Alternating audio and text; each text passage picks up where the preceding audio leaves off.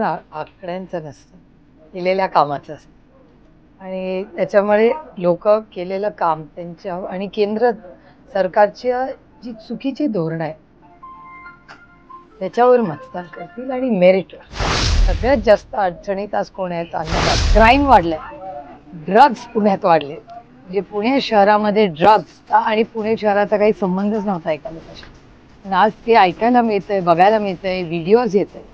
ही shocking आहे. कोयता गँग, परवा नऱ्यासारख्या ठिकाणी फायरिंग रात्री झालं, बंदूक घेऊन लोक पळत होते. ही पुण्याची संस्कृतीच नाही. सत्तेत असलेले MLA ते पिस्तूल आणि फायरिंग करतात पोलीस स्टेशनवर. ह्याच्यापेक्षा अजून भयानक काय असू शकतं? एक तर Ujjwala is not an effective scheme. रिफिलमध्ये एवढं स्वस्त नाही आहे. UPचं अनालिसिस त्यांनी इंटरनली क्रॉस सबसिडी आणखीन दिली, ती सगळ्या राज्यांनी दिलेली नाही. आणि अर्थातच पक्ष, आणि ते काय फक्त विधानसभेसाठी नाही, आम्ही ग्रामपंचायत, आम्ही कारखाना, बँक, सोसायटी, जिल्हा परिषद, पंचायत समिती, कॉर्पोरेशन, नगरपालिका, महानगरपालिका सगळी इलेक्शन आम्ही आता ताकदीत.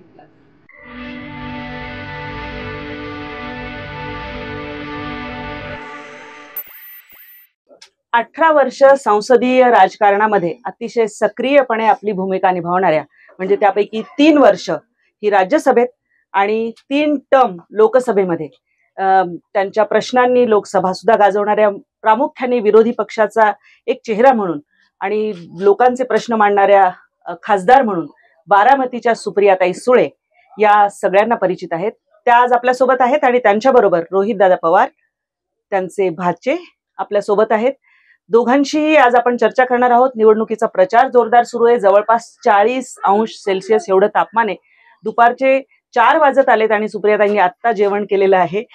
सुप्रियाताई, हा सगळा प्रचाराचं धामधूम सध्या सुरू आहे आणि मी बघते की तुम्ही जवळपास आज दिवसभर तुम्हाला फॉलो करतोय, लोकांना भेटताय, हे आत्ता जेवलात, आस्वाद घेतला जेवणाचा, तर लोकांचा प्रतिसाद जो आहे तो कसा आहे यावेळी? कारण यावेळीची निवडणूक तुमच्यासाठी सगळ्यांसाठी, म्हणजे पवार कुटुंबासाठी खास करून एक वेगळ्या प्रकारची निवडणूक आहे.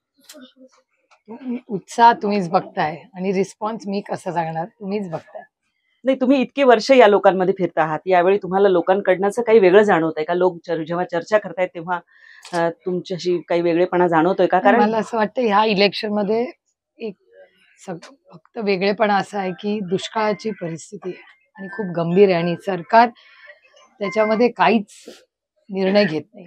आणि डिसेंबर पासून, मागच्या वर्षी पाऊस कमी झाला आणि डिसेंबर पासून सातत्याने मी महाराष्ट्र सरकारला विनंती करत होते की हा विषय खूप गांभीर्याने घेतला पाहिजे. इलेक्शन येतील आणि जातील, पण आज शेतीचं पाणी, पिण्याचं पाणी, गुरांचं पाणी, छावण्यांची गरज, खूप मोठी आव्हानं आपल्या सगळ्यांच्या समोर आहेत आणि त्याच्यात फारसं काही लक्ष दिसत नाही सरकारचं. आणि सातत्याने कुठे गेलं तर पाण्याचा प्रश्न आणि प्रचंड दुष्काळाची परिस्थिती, एवढी उष्णता, टँकर्स वेळेवर पोहोचत नाही, त्याच्यामुळे लोकांमध्ये प्रचंड अस्वस्थता आहे.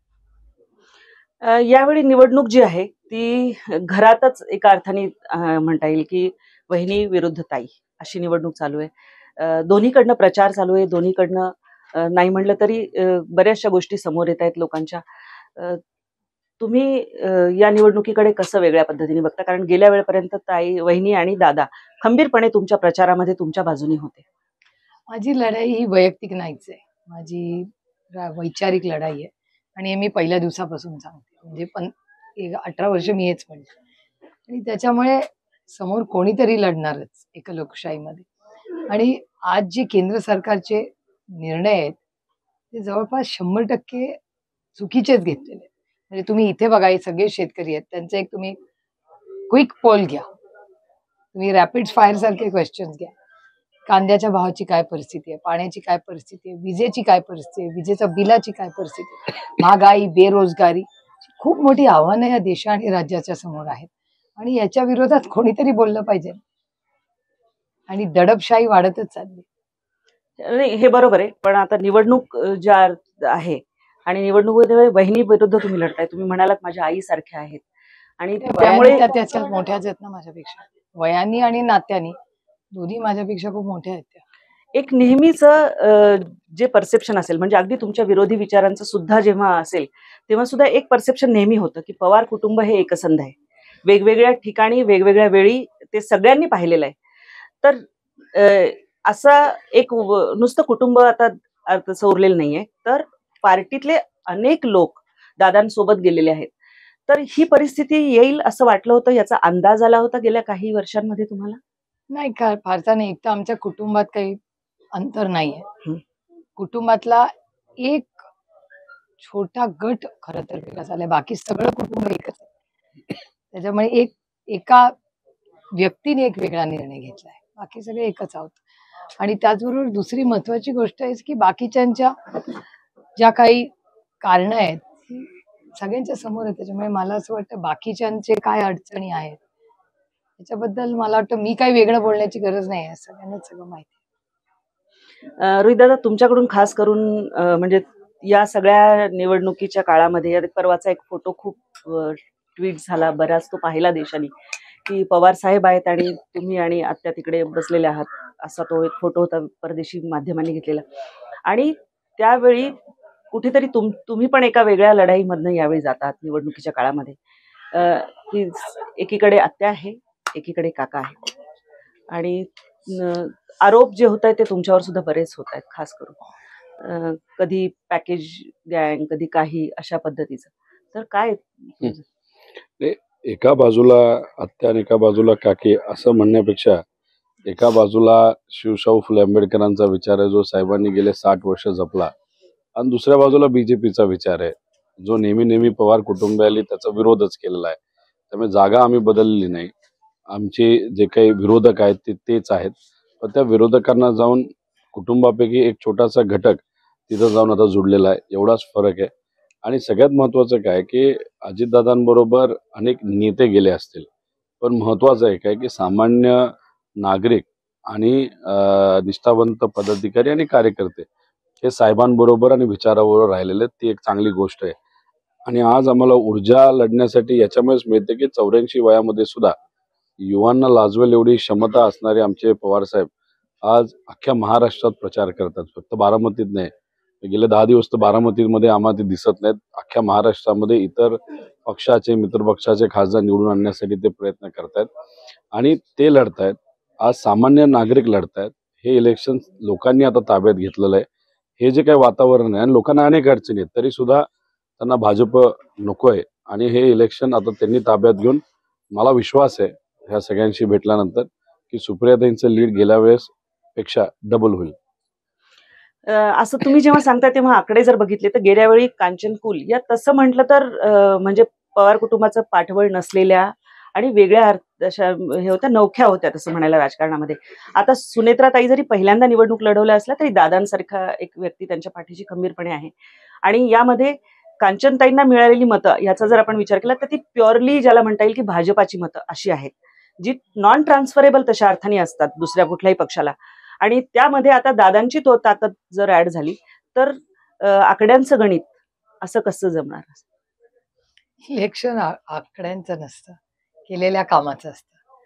आणि त्याच्यामुळे लोक केलेलं काम त्यांच्या आणि केंद्र सरकारची जी चुकीची धोरणं आहेत त्याच्यावर मतदान करतील आणि मेरिटवर.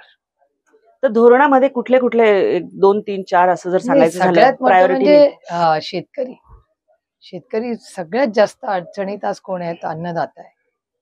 म्हणजे दुधाला भाव नाही, कांद्याला भाव नाही, सोयाबीन, कपास कशालाच भाव नाही. आणि तुम्ही एक कुणालाही विचारा की म्हणजे तुम्ही जर तालुक्यात फिरला तरी तुम्हाला एक अंदाज येईल. आणि त्याच्यामुळे तो एक मोठा मुद्दा आहे. महागाई गगनाला. त्यानंतर बेरोजगारी, म्हणजे IITचाच रिपोर्ट आता आलाय की IIT मुंबई मधल्या 35% मुलांना आणि मुलींना नोकऱ्या मिळाल्या नाही. आणि सरकारचा डेटा पण सांगतो क्राईम वाढलाय, ड्रग्ज पुण्यात वाढले. म्हणजे पुणे शहरामध्ये ड्रग्जचा आणि पुणे शहराचा काही संबंधच नव्हता एकमेकाशी, पण आज ते ऐकायला मिळतंय, बघायला मिळतंय, व्हिडिओज येत आहेत. हे शॉकिंग आहे. कोयता गँग, परवा नऱ्यासारख्या ठिकाणी फायरिंग रात्री झालं, बंदूक घेऊन लोक पळत होते. ही पुण्याची संस्कृतीच नाही. मुंबईमध्ये सलमान खानच्या घराच्या बाहेर जी घटना झाली, किंवा MLA पिस्तूल घेऊन, सत्तेत असलेले MLA हे पिस्तूल आणि फायरिंग करतात पोलीस स्टेशनवर, ह्याच्यापेक्षा अजून भयानक काय असू शकतं? टीव्ही सिरियल मध्ये बघत होतो, वास्तव ते म्हणजे शॉकिंग आहे. केंद्र सरकारचं जर परसेप्शन बघितलं तर ज्या काही दोन फॅक्टर आहेत राष्ट्रीय पातळीवर विचार करायचा झाला, ज्याला टीना फॅक्टर म्हणतो, there is no alternative, number एक. नंबर दोन, ज्या वेलफेअर स्कीम्स आहेत सरकारच्या, ज्या अगदी फ्लॅगशिप स्कीम्स आहेत. म्हणजे आता आम्ही जेव्हा अयोध्येमध्ये कव्हरेजला होतो तर कितीतरी कोटी उज्ज्वला गॅसचे जे कनेक्शन झाले त्या एका महिलेच्या घरी गेलो होतो आणि तिथे वस्तीमध्ये दिसतो. म्हणजे ज्या मुद्रा लोन असतील, प्रधानमंत्री आवास असेल किंवा उज्ज्वला गॅस सारखी योजना असेल, या आणि आरोग्याची जी योजना आहे, एक पुन्हा डिजिटल पेमेंटमध्ये सगळे आल्यामुळे पण एक फरक पडलेला आहे. या एकीकडे योजना, welfare schemes, direct benefit transfer, शिवाय दुसरा चेहरा कोण, पर्यायी चेहरा कोण, असे सगळे मुद्दे जेव्हा मांडले जातात तर तेव्हा त्याला उत्तर देताना काय सांगाल? एकतर Ujjwala is not an effective scheme. Refill मध्ये तेवढं स्वस्त नाहीये. युपीचं अनालिसिस त्यांनी इंटरनली क्रॉस सबसिडी आणखीन दिलेली, जी सगळ्या राज्यांनी दिलेली नाही. एक. त्यानंतर तुम्ही मुद्रा म्हणला, मुद्राचे एनपीएस किती आहेत बघा. Let's go bye data. NDA, Ujjwala आणि तिसरी कुठली स्कीम म्हणला तुम्ही? प्रधानमंत्री आवास योजना. ती जुनीच आहे, ती आमच्या काळातलीच आहे, कंटिन्युटी. 2 वर्ष कोटा नाही 2 आला वर्ष अजून. कोटा नाही त्याला. आणि उज्ज्वलामध्ये तुम्ही जाऊन बघा, उज्ज्वलाचे 1 रिफिल घेणारे, 2 आणि 3 रिफिल घेणारे किती आहे. सरकारचा डेटाच सांगतो पार्लमेंटला. म्हणजे जाहिरात जास्त आणि इफेक्टिव्हनेस कमी. आणि तुम्ही एक सर्वे घेऊन बघा महाराष्ट्रात, इथेच घ्या इंदापूरमध्ये, की किती लोकांनी उज्ज्वलाचा खरंच बेनिफिट घेतलाय आणि आज चुलीवर किती महिला स्वयंपाक करतात आजही. पण एक चेहरा म्हणून, कारण म्हणजे मग पर्यायी चेहरा, पर्यायी चेहरा अटलजी, म्हणजे या देशातले केवढे मोठे नेते होऊन गेले. इंडिया शायनिंगच्या वेळेस कुठला चेहरा होता? मनमोहन सिंगजी आले ना. देशामध्ये टॅलेंटची कमी नाही या देशात. नाही, देशात टॅलेंटची कमी नाही हे अगदी मान्य आहे. पण तेव्हा सुद्धा कसं होतं की सोनिया गांधींसारखं एक नेतृत्व होतं पुढे. आता राहुल गांधी फिरतायत, पण आता काँग्रेस तेवढी एकसंध राहिलेली नाहीये. आपण काँग्रेसचाच विचार केला तर काँग्रेसचे आकडे सातत्याने घटलेले आहेत. अगदी 2 आकड्यांवरती काँग्रेस आलेली आहे. आणि त्या ह्याच्यामध्ये इंडिया आघाडी जशा पद्धतीने उभी राहील, जशी एकजूट एक निवडणुकीच्या पूर्वी होईल आणि एकसंधपणे फोर्स म्हणून समोर जातील, तसं चित्र दुर्दैवाने दिसलेलं नाहीये. तर या परिस्थितीमध्ये मग निवडणूक आणखी जटिल नाही का होत? नाही होत, अजिबातच नाही. खूप राज्य आहेत साऊथ मध्ये, तर तुम्ही बघा सर्वे रिपोर्ट बघा, किंवा एक म्हणजे तुम्ही बघा आता 40 सीट आहेत तामिळनाडूमध्ये, 48 महाराष्ट्रात 5 फेज, तामिळनाडूमध्ये 1 फेज. तुम्ही किती राज्य बघा, जिथे त्यांना चॅलेंज आहेत तिथे त्यांनी इलेक्शन फेजेस मध्ये घेतले, जिथे त्यांनी सोडून दिलंय तिथे त्यांनी 1 शॉट मध्ये घेतले. त्याच्यामुळे साऊथच्या स्टेट्स काय असतील किंवा पंजाब, हरियाणा, इथे त्यांचा परफॉर्मन्स खूप वेगळा दिसेल तुम्हाला यावेळेस. आणि तुम्ही जे म्हणताय की चेहरा लोकांना आता काही फरक पडत नाही चेहऱ्याचं. भाजपने 2 टर्म्स टिमकी वाजवली, 2014ला, 2019ला. 14ला भुलले, मग 19ला म्हणले की नाही एक अजून टर्म आपण देऊ, ती दिली, 7 वर्ष. काहीच मिळालं नाही लोकांना. त्यामुळे लोक काय म्हणतात, एकाच्या मन की बात ऐकण्यापेक्षा सामान्य लोकांची मन की बात कुठेतरी आता ऐकलं पाहिजे. त्यामुळे कसं आहे की बीजेपी ला पाहिजेल की आम्ही सर्वजण विरोधी पक्ष हे त्यांच्या पिचवर जावं, पण आम्हाला जायचं नाही, कारण लोकांना जायचं नाही. लोकांचं मत आहे गॅस वाढलंय, पेट्रोल वाढलंय, डिझेल वाढलंय, खताच्या किमती वाढल्यात, उत्पादकता कमी झालेली आहे. जेव्हा केव्हा शेतकऱ्याचे रेट वाढतात, उत्पादनाचे ते कमी केले जातात. आज बेरोजगारी मोठ्या प्रमाणात वाढली जाते. तुम्ही जी आयुष्यमान योजना म्हणताय, आरोग्याची फसवी योजना आहे. नगर जिल्ह्यामध्ये सगळ्यात जास्त कार्ड मी स्वतः माझ्या खर्चाली काढलेले आहेत. अजून कोणालाही एक सुद्धा योजना मिळालेली नाही. त्यामुळे ह्या ज्या कुठल्या योजना त्या पेपरवर आहेत. तुम्ही जे काही घरकुलच्या बाबतीत बोलत आहात, ड यादीमध्ये सगळ्यांची नावं आहेत, पण गेले 2 वर्ष झालं केंद्र सरकारकडनं अजूनपर्यंत कोटा दिला नाही गेला. आता तो कोटा दिला असता तर माझ्या एका मतदारसंघामध्ये 10,000 लोकांना घरं मिळाली असती, पण 2 वर्ष न दिल्यामुळे 20,000 कोणाचं लोकांचं नुकसान झालंय. याला जबाबदार मग मोदी साहेब आहेत. जर चेहराच बघायचं झालं ना, तर ह्या सगळ्या गोष्टी ज्या मी बोलतोय त्याला एकच व्यक्ती जबाबदार आहे, मोदी साहेब. आता मोदी साहेबांच्या महाराष्ट्रातला सभा का कमी केला सांगा? सर्वे म्हणतोय मोदी साहेब इथे आल्यानंतर कदाचित मताधिक्य भाजपचं कमी होईल, म्हणून त्यांच्या सभा आता कमी केल्या गेल्या आहेत. त्यामुळे लोकांनाच नकोय, म्हणून आम्ही त्या विषयावर न बोलता आता खऱ्या मुद्द्यावर आणि टू द पॉइंट आम्ही आता बोलत आहोत. दक्षिण भारताचा आपण विषय घेतला तर दक्षिण भारतामध्ये तसं बघितलं तर कर्नाटक वगळता भारतीय जनता पार्टीची ताकद फारशी कुठे नव्हती. म्हणजे परंतु यावेळी तामिळनाडूमध्ये आपण बघितलं तर त्यांच्याकडे एक चेहरा, एक तमिळ चेहरा आहे. द्रविड पॉलिटिक्सचं जे एक वेगळं गणित आहे त्याला पर्याय म्हणून सुद्धा अण्णामलाई सारखे जे नेते आहेत त्यांच्याकडे बघितलं जाते. त्याचं आता यावेळी व्होट ट्रान्सफर किती होईल हे सांगता येत नाही. पण दक्षिण भारतामध्ये भाजपाने गेल्या 5 वर्षात प्रामुख्याने लक्ष केंद्रित केलेलं आहे आणि त्याचा थोडाफार परिणाम आता नाही तरी पुढे दिसूच शकतो. तो कुठल्याही पक्षाला दिसू शकतो ना. काँग्रेसचा 5 वर्षांनी नॉर्थ मध्ये दिसेल. ऍप्लिकेबल सगळ्याच बाजूला आहे ना ते. त्यांनाच सगळं ऍप्लिकेबल होऊ शकत नाही ना, दोन्ही बाजूंना होत.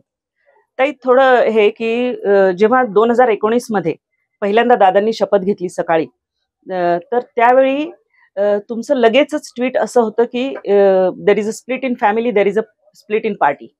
आणि त्यानंतर आत्ता जेव्हा ते बरोबर गेले गांभीर्याने तेव्हा तुमचं एक भूमिका सातत्याने त्यानंतर बऱ्याचदा होती की एका गटाने वेगळी भूमिका घेतली, आम्ही राष्ट्रवादी म्हणून एक आहोत. पण एक राहिलेलं नाहीये असं अगदी निवडणुकीला फॉर्म वहिनीने भरल्यानंतर हे झालं का? तोपर्यंत होप्स होते की नाही तसं नाही? म्हणजे आमचा पक्ष फुटलाच नाहीये. आजही माझं तेच मत आहे, आमचा पक्ष फुटलेलाच नाही. आमचा पक्ष फुटला नाही. पक्षातला एक घटक वेगळा झालेला आहे आणि अदृश्य शक्तीची मदत घेऊन त्यांनी पक्ष नेलाय. पक्ष फुटलेलाच नाही.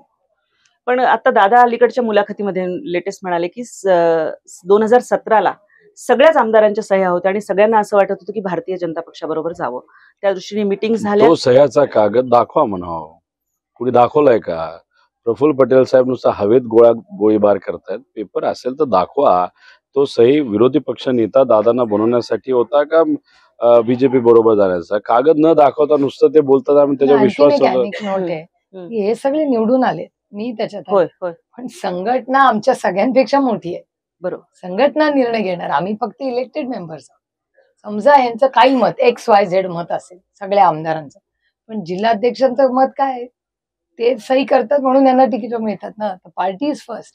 आणि एनसीपीच्या कॉन्स्टिट्यूशन प्रमाणे पार्टी ही खासदारापेक्षा मोठी आहे. आमच्या कॉन्स्टिट्यूशन प्रमाणे पार्टी फर्स्ट आणि पार्टी पवार साहेबांकडे आहे. आमदार जरी वेगळे झाले असते. गेले काय आता दादांचा गट आपण तसं म्हणूया वेगळा झाल्यापासून तुम्ही कार्यकारी अध्यक्ष सुद्धा आहात राष्ट्रीय पातळीवरती. तर पक्षाच्या दृष्टीने कारण आता निवडणूक लागलेली, पुढे विधानसभेच्या निवडणूक आहेत, पक्ष बांधणी आणि याच्यासाठी काय धोरण असतं? एक तर आमचे गेले 3-4 महिने लिटिगेशन मध्येच गेले आणि अर्थातच पक्ष आणि ते काय फक्त विधानसभेसाठी नाही, आम्ही ग्रामपंचायत, आम्ही कारखाना, बँक, सोसायटी, जिल्हा परिषद, पंचायत समिती, कॉर्पोरेशन, नगरपालिका, महानगरपालिका सगळी इलेक्शन आम्ही आता ताकदीने लढणार पूर्ण आणि राज्यात लढणार. आणि जेव्हा तुमच्या वरती खास करून आरोप होतात वेगवेगळे, खास करून रोहित दादांना पण हे केलं, तर तेव्हा काही लोकांचं पण असं पण परसेप्शन असतं की नंतर पुन्हा एक होतील, असं पण आहे. तर काय म्हणजे नेमकं? मला असं वाटतं काल एक इंटरव्ह्यू आदरणीय पवार साहेबांनी दिलाय की जे एका वेगळ्या विचारात गेले तिथे आमचा जायचा प्रश्नच येत नाही. तसं तुम्ही जाण्याचा हा एक नव्हे, कारण यापूर्वी पण दादा गेले, दादांनी शपथ घेतली, त्यानंतर दादा परत आले, परत आल्यानंतर ते पुन्हा उपमुख्यमंत्रीपदी, म्हणजे त्यांचं रेकॉर्ड आहे तसं म्हणलं तर उपमुख्यमंत्री पदावर राहण्याचं, तर ते झाले. यावेळी पुन्हा तशी शक्यता आहे? म्हणजे आता 2 तासांनी पाऊस पडेल का नाही याचं उत्तर नाही माझ्याकडे. पण आता I think the ship has sailed झालेलं आहे. त्यांनी त्यांचा एक पक्ष, त्यांचा एक निर्णय, त्यांचा एक घेतलेला आहे. त्याच्यामुळे गुड लक टू देम. आणि आमचं आम्ही ठरवलंय काय करायचं. सगळ्यांचंच मत असंही आहे की जे लोक आज या इलेक्शन मध्ये साहेबांबरोबर आहेत, पार्टी बरोबर आहेत, निष्ठेने आहेत, अडचणीच्या काळात त्यांचा पहिला विचार येणाऱ्या काळामध्ये केला जाईल आणि नंतरचं नंतर असेल. आणि जे मोठे विषय आहेत ते साहेब निर्णय त्यांच्या लेवलवर ते घेतील. आता एक असं पण दिसून आलं या निवडणुकीमध्ये प्रामुख्याने की पवार कुटुंबाचे जे राजकीय परंपरागत, आपण वैरी हा शब्द नको वापरूया, प्रतिस्पर्धी म्हणूया, प्रतिस्पर्धी होते, त्या सगळ्यांशी कुठेतरी जुळवाजुळव, त्या सगळ्यांची एकत्रित मोठ बांधणे असा पण एक प्रयत्न सुरू आहे. तर तो दोन्ही बाजूंनी सुरू आहे. कसा प्रतिसाद मिळतोय नेमका आणि काय त्या लोकांच्या मनात आता भावना आहे? मला असं वाटतं प्रतिस्पर्धी असं कुणाबद्दल झालंय गेल्या काही वर्ष. जे थोपटेंचं कुटुंब असेल की ज्यांच्याकडे अनेक वर्ष कुटुंबाचे माझे अनेक वर्षाचे अतिशय जवळचे प्रेमाचे नाते, म्हणजे संग्राम थोपटे असेल, त्यांच्या मिसेस, त्यांची मुलं, त्याच्यात संग्राम दादाचा आणि माझा काही इश्यूच नव्हता. आणि कुठली तरी गोष्ट 50 वर्षापूर्वी झाली तर ती किती वर्ष कोण घेतलं, ती मीडियामध्ये जास्त आणि आमच्या मनात नाहीच, अशी परिस्थिती होती. त्याच्यामुळे ते मीडिया हाईप होता सगळा. एक आहे मात्र की महिला म्हणलं की भावनिक असतात, कितीही म्हणा भावनिक निवडणूक करूया नको करूया तरी सुद्धा. तर तुमच्या दोघींच्याही मनामध्ये काय कल्लोळ सुरू असेल आता? म्हणजे माझ्या वहिनी मनात- असेल किंवा तुम्ही माझ्या असाल. मनात कारण प्रतिस्पर्धी म्हणून नाही म्हणलं तरी समोरासमोर आमने सामने ठाकलेले आहातच तुम्ही आता. नाही, माझ्या मनात अस्वस्थता फक्त पाण्याच्या प्रश्नाची आहे. कारण का मी कुठेही गेलं तरी पाण्याचा प्रश्न हा अतिशय गंभीर झाला आणि एक आमचा घरचा प्रश्न आहे. माझ्या मनामध्ये देश पहिला, नंतर राज्य, मग पक्ष आणि मग कुटुंब. ही देशासाठी लढाई आहे. त्याच्यामुळे कुटुंबाचा प्रश्न येतोच कुठे. तुम्ही काय सांगाल त्याला? तेवढं वेळच मिळत नाही विचार करायला. आता फक्त इलेक्शन, कार्यकर्ते, पदाधिकारी आणि काही झालंय तरी आपल्या विचाराला जिंकवायचं एवढंच आमच्या सगळ्यांच्या मनात. पण जसं आपण भारतीय जनता पार्टीचं वेगवेगळ्या राज्यांमधलं बघितलं, तसं जर आपण बघितलं तर काँग्रेसची ताकद सुद्धा आता बऱ्याच राज्यांमध्ये डिक्लाइन पुढे वाढूही शकते. म्हणजे कुठलाही पक्ष, भारतीय जनता पार्टी सुद्धा 2 वरनं इथपर्यंत पोहोचलेली आहे, हे मान्य आहे. आत्ताच्या निवडणुकीचा जर आपण विचार करायचा झाला तर उत्तर प्रदेश, मध्य प्रदेश, राजस्थान किंवा हा सेंट्रल बेल्ट, महाराष्ट्रामध्ये यावेळीची गेल्या 5 वर्षातली खास करून जी परिस्थिती आहे ती अगदी अनाकलनीय म्हणता येईल अशी किंवा थोडी वेगळी अशी आहे. पण हे वगळता बाकीच्या ठिकाणी आणि दक्षिणेतल्या राज्यामध्ये भारतीय जनता पार्टीने निश्चितच ताकद वाढवण्यासाठी ग्राउंड लेव्हलला काम सुरू केलेलं आहे. तर अशा परिस्थितीमध्ये आघाडी म्हणून जे विरोधी आघाडी जी आहे त्याचं तेवढी ताकद तशी दिसत नाही. देशामध्ये देशामध्ये मी साऊथ म्हणतच नाहीये, साऊथचा पट्टा तर आपण विचाराल तर कारण साऊथ मध्ये वेगळीच यावेळेस राजस्थान आणि हरियाणा काँग्रेस, प्लीज रेकॉर्ड दिस, काँग्रेसचा परफॉर्मन्स राजस्थान आणि हरियाणामध्ये तुम्हाला कौतुक वाटेल असा असेल. Very good performance. Haryana, Rajasthan दोन्ही ह्याच्यात पण म्हणजे मागे 80 म्हणत होते बीजेपी वालेच उत्तर प्रदेशमध्ये. आता तसं म्हणत नाहीये तिकीट वाटल्यानंतर. एसपी बदल होतोय. त्यावेळेस 77 जेव्हा खासदार बीजेपीचे निवडून आले होते तेव्हा सपाचे आमदार 40 का 50 होते, आता 110 वर ते गेलेले आहेत.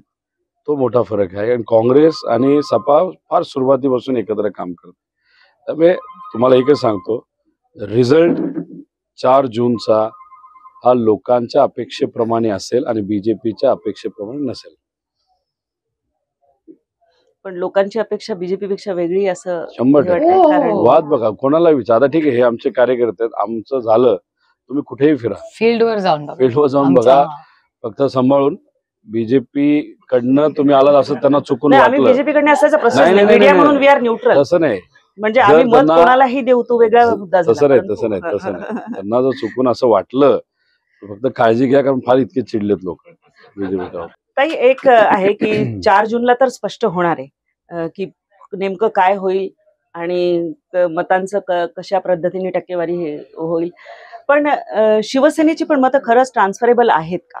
कारण कुठे ना कुठेतरी हिंदुत्वाचा कट्टर पक्ष म्हणून शिवसेनेकडे पण बघितलं जायचं. गेल्या 5 वर्षातली भूमिका वेगळी आहे. पण आधीचं सगळं बघता म्हणजे मला असं वाटतं हे मराठी माणसं ही सगळी एक झालीत. कारण का मराठी माणसाचा अपमान, द्वेष सातत्याने केंद्र सरकारकडून होतो आणि सगळे मराठी नेते, सगळ्या पक्षांचे, म्हणजे जे सत्तेत आहेत त्यातलाही मराठी जे नेते आहेत त्यांच्याबद्दल फार काय सन्मानाने त्यांना दिल्लीत वागवलं जात नाही. त्याच्यामुळे मला विचाराल तर दिल्लीतून अदृश्य शक्ती हा महाराष्ट्राचा द्वेषच करते.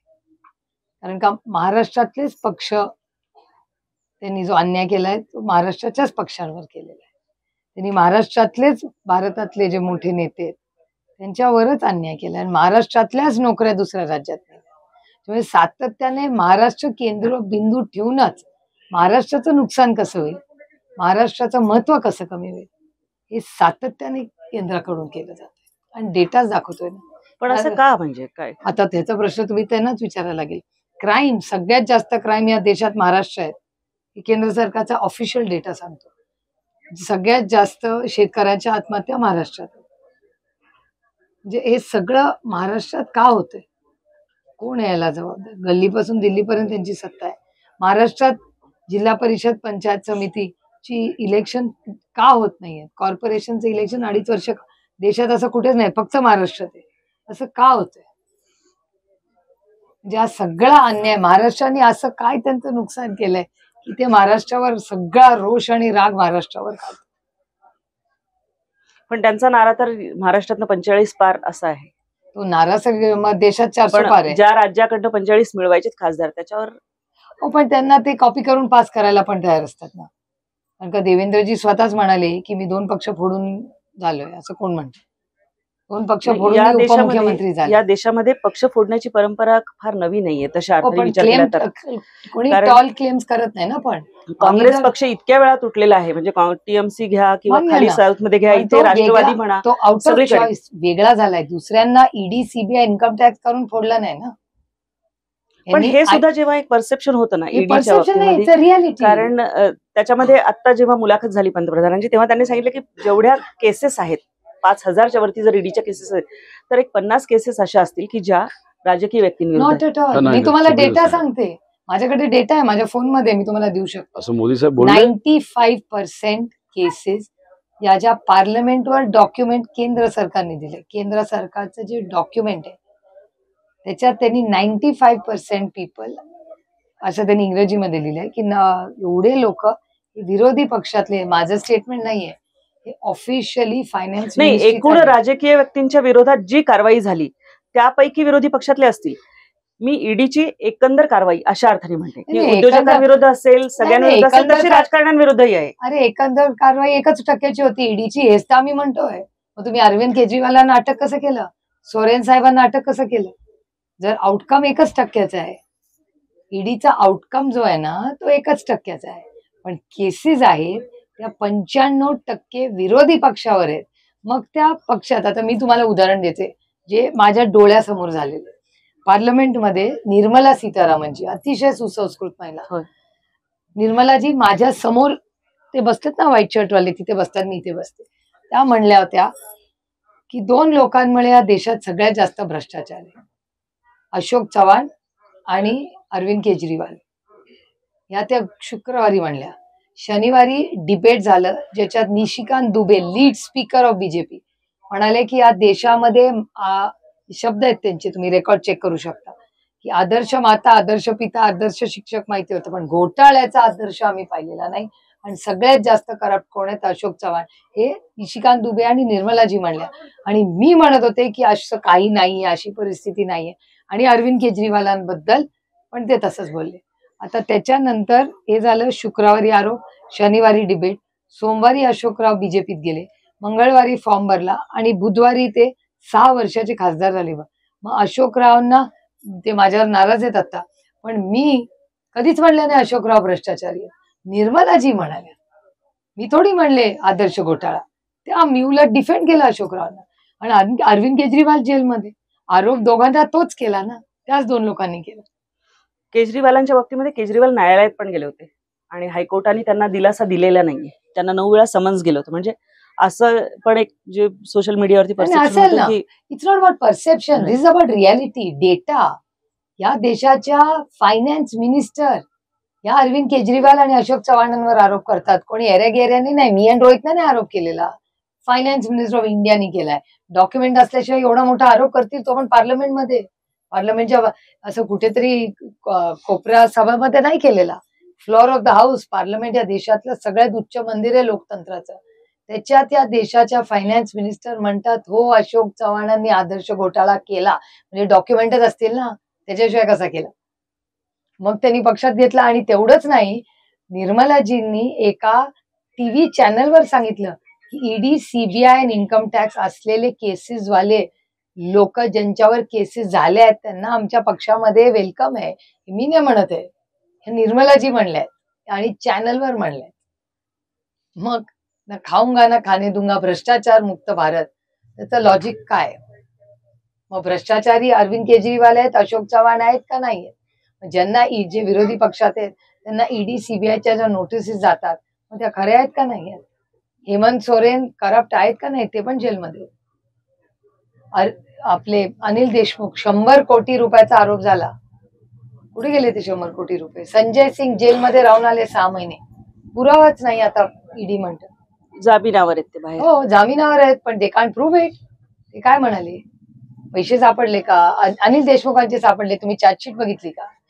100 कोटी रुपयाचा आरोप केला, आणला 1 कोटीवर, आणि तो पण जो आरोप केला त्याचा प्रूफच नाहीये. 2012ची केस काढली, म्हणजे तुम्ही अटक ए साठी केली आणि त्यांना अडकून ठेवताय डी साठी. हा कुठला न्याय? संजय राऊतांचं ते, नवाब भाईंचं ते. मग हे योग्य आहे? तुम्ही 100 कोटी रुपयाचा आरोप केला देशमुख साहेबांवर, 1.25 वर्ष ते जेलमध्ये राहिले. कोण आणून देणार त्यांच्या आयुष्याचे ते दिवस? कोणी विचार केलाय? त्यांची बायको, त्यांची मुलं, त्यांची नातवंड घरात जेव्हा शाळेत मुलं जात होती ते कशातून गेले त्याचा कोणीतरी विचार केला? आणि काय पदरात पडला? आरोप सिद्ध झाला? कुणाचा आरोप सिद्ध झालाय? मग हे राजकीय सुडापोटी नाही तर काय? सुप्रिया, ते निवडणूक आहे, तुम्ही प्रचारामध्ये इथे आहात आणि मुद्दे कुठले घेऊन जाताय हे निश्चितच माहिती आहे. पण बारामतीसाठी बऱ्याचदा तुमचे विरोधक पण हे म्हणतात की बारामतीच्या आसपासचा जो पट्टा आहे अजूनही त्यांचे बरेचसे प्रश्न आहेत जे अजूनही सुटायचे आहेत. इंदापूर जो रेल्वे मार्ग आहे त्याचं झालेलं आहे. आता पंतप्रधानांनी पण सांगितलं की व्हर्च्युअल आहेत त्यांनी ह्याच्यामध्ये केलेलं आहे. एअरपोर्टचा जो एक महत्त्वाचा मुद्दा आहे तर तो एक महत्त्वाचा मुद्दा लोकांना इथे वाटतो. याशिवाय पाण्याचा जो प्रश्न आहे तो एक आहे की बाकीच्या गावांचं. एअरपोर्टचं तर सगळ्यांनाच माहिती आहे का अडकलंय. मी स्वतः किती वेळा त्याच्या फॉलोअप घेतलाय. त्याच्या सगळ्यात जास्त एअरपोर्टच्या मीटिंग्स मी घेतल्या. त्याच्यामुळे एअरपोर्ट, आणि गेले 10 वर्ष केंद्रात त्यांचंच सरकार आहे. आम्ही तर मागे लागून थकलोय. त्यांनी इझिली करू शकत होते, त्यांचं अपयश आहे. ज्योतिरादित्य सिंधिया म्हणाले होते की काही एक तांत्रिक गोष्टी आहेत, जर फ्रेशली त्या रेक्टिफाय करून जर प्रपोजल आलं तर ते करतात. मग त्यांचंच सरकार होतं ना 10 वर्षातलं 7.5 वर्ष. मग का नाही झाला पुण्याचा एअरपोर्ट? निर्णय प्रक्रियेत ते सेंट्रल गव्हर्नमेंटचा प्रोग्राम आणि त्याचे सगळे कागदपत्र माझ्याकडे. तांत्रिक कुठली घटना, कुठली गोष्ट पेंडिंग आहे? रस्त्यांच्या बद्दल जर विचार केला तर एकंदरच नितीन गडकरी यांचं जे काम आहे ते बघता रस्त्यांचे जे मोठे हायवेचे प्रोजेक्ट आहेत, कारण आता परवा कोल्हे साहेब पण म्हणाले की त्यांना पण मोठा प्रोजेक्ट त्यांच्या इथला मंजूर झालेला आहे आणि येणार आहे. परंतु जिथे राज्याचा विषय येतो तिथे प्रॉब्लेम पण आहेत. आणि मी तर महाराष्ट्र सरकारला विनंती केली की गेल्या 10 वर्षात जे महाराष्ट्र सरकारकडून रस्ते झाले त्याचा एक व्हाईट पेपर काढला. कारण का अनेक ठिकाणी पैसे पडलेत पण दर्जा चांगला नाही. सगळ्या राज्याचं ऑडिट होत झालं, अशा एकाच मतदारसंघात सगळ्यांचंच एक ऑडिट होत झालं. आणखी एक मुद्दा असा आहे की संसदेमध्ये तुम्ही भाषणं तुमची हे तुम्हाला पुरस्कार अनेकदा मिळालेले, खास करून तुमच्या म्हणजे राष्ट्रवादीकडून जर बघितलं तर तुमच्या आणि डॉक्टर कोल्हेंची भाषणं खरंच गाजतात संसदेमध्ये. म्हणजे अगदी सत्ताधारी पक्षाकडून पण तारीफ केली जाते. मला आठवतं की सुमित्रा महाजनजी पण एकदा म्हणत होते की ज्या संयतपणे तुम्ही मांडता सगळे प्रश्न पण मुद्देसूद बोलतात ते पण, त्यांनी पण तुमची तारीफ केलेली होती. तुम्हाला कोणाची भाषणं आवडतात की जी ऐकावीशी वाटतात आणि मुद्देसूद वाटतात? आत्ता का पास्ट? आत्ताच्या पार्लमेंटमध्ये अमिताभजी जे ओडिशाचे आहेत ते अतिशय चांगले बोलतात. सौगता रॉय तृणमूल काँग्रेस चांगलं बोलतात. बीजेपी मध्ये पण 1-2 खूप चांगलं, म्हणजे ज्यांना यावेळेस अनफॉर्च्युनेटली तिकीट नाही मिळालं असे जयंत सिन्हा अतिशय चांगलं भाषण ते करायचे. काही आमचे टोकाचे मतभेद आहेत पण त्यांची मांडणी अतिशय चांगल्या पद्धतीने असते. पूर्वीचं कोण? पूर्वीचं अर्थातच म्हणजे आमच्यासाठी बॅरिस्टर नाथपाई मोठे, मधुदंड चव्हाण साहेब, प्रणब मुखर्जी, पी चिदंबरम, अरुण जेटली साहेब, सुषमाजी, म्हणजे ज्यांना मी लाईव्ह बघितलंय बोलतात, यशवंत सिन्हाजी, शाहनवाज हुसेन. आपण म्हणजे मी बघितलं की निवडणुकीचं ठीक आहे, निवडणुकीमध्ये एकमेकांच्या परस्पर विरोधी सगळं हे होणार, पण काही निर्णय जे असतात, मागे तुम्ही सुद्धा म्हणाला की SJIT सुद्धा खूप चांगलं काम करतात. नितीन गडकरींचा अर्थ म्हणजे बियॉन्ड पार्टी एव्हरीबडी पण ते पण मदत करतात आम्हाला. त्यांनी कधी गडकरी साहेबांनी कधी सुरुवात पक्षाचं कधीच म्हणजे पक्षविरहित म्हणजे आम्ही गेलो तरी तेवढीच लवकर जाईल आणि बीजेपीला गेलं तरी तेवढी. तर देशाच्या हितासाठी आम्ही सगळे यावेळी निवडणूक 7 तारखेला जेव्हा मतदान होणार आहे तेव्हा अर्थातच आपण परत भेटू आणि तुम्हाला या निवडणुकीसाठी शुभेच्छा. वहिनींसाठी काय तुमचा संदेश असेल? या देशात काश्मीर टू कन्याकुमारी लोकशाही पद्धतीने जे उमेदवार लढत असतील त्यांना अर्थातच शुभेच्छा. त्याची लोकशाही. दादा तुम्हाला क्लोजिंग काय सांगायचं? एवढंच सांगेल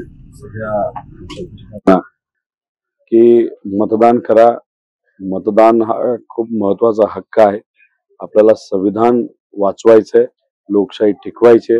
मतदान नक्की करा, पण मतदान करत असताना फक्त व्हॉट्सअपच्या माहितीवर करू नका. दबावाच्या खाली जाऊन तुम्ही करू नका. जे मनाला वाटतं, जे खरं आहे, भेदभाव न करता हाताला काम पोटाला अन्न हेच डोक्यात ठेवून आई वडिलांचे स्वतःचे स्वप्न पूर्ण करण्यासाठी मतदान करा. योग्य व्यक्तीला निवडून आणा. एवढंच या निमित्ताने मला बोलायचं आहे. धन्यवाद. दर्शक हो, हा रामकृष्ण हरी. तर रामकृष्ण हरी वाजवा तुतारी ही नवी कुठेतरी घोषणा आहे. मी हल्लीच ऐकते आहे राष्ट्रवादीच्या कार्यकर्त्यांकडनं सगळं मिळाले आम्हाला.